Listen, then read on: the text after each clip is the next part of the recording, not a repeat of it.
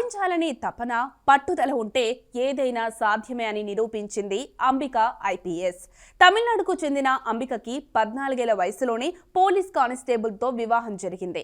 పెళ్లైన 4 ఏళ్ల తర్వాత 18 ఏళ్ల వయసులో 2 పిల్లలకు తల్లి కూడా అయింది. కుటుంబ బాధ్యతలు, సంసారం అయినా ఏదో అసంతృప్తి, ఏదో చేయాలన్న తపన. ఒకరోజు అంబిక తన భర్తతో కలిసి రిపబ్లిక్ డే వేడుకలకు వెళ్ళింది. తన భర్త అధికారులకు సెల్యూట్ చేయడం చూసింది. ఇంటికి వచ్చాక అడిగింది, ఎందుకు మీరు వాళ్లకు సెల్యూట్ చేస్తున్నారు?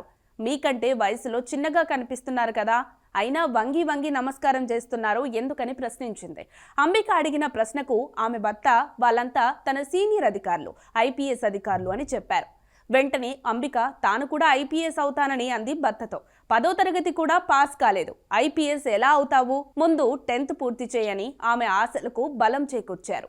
భర్తని, 2 పిల్లలను, అత్తామామలను చూసుకుంటూనే ఒక ప్రైవేట్ ఇన్స్టిట్యూట్లో చదివి 10-12 ఉత్తీర్ణత సాధించింది. ఆపై గ్రాడ్యుయేషన్ కూడా పూర్తి చేసింది. అధికారి కావాలంటే సివిల్స్ రాయాలి. దానికోసం ఆమె తన 2 పిల్లలను, భర్తను అత్తామామలకు అప్పజెప్పి కోచింగ్ కోసం అని చెన్నై వెళ్ళింది. 3 సార్లు సివిల్ సర్వీసెస్ పరీక్షలు రాసింది. వరుసగా 3 సార్లు విఫలమైన తర్వాత ఆమె భర్త అంబికను ఇంటికి తిరిగి రావాలని అభ్యర్థించాడు. ప్రస్తుతం ఆమె ముంబైలో డీసీపీ పోస్ట్లో పనిచేస్తోంది. ఇప్పుడు ఆమెను అందరూ లేడీ సింగం అని పిలుస్తారు. పట్టుదల ఉంటే ఎన్నడ్డంకులు ఎదురైనా అధిగమించవచ్చనే దానికి అంబిక స్ఫూర్తిగా నిలుస్తారు.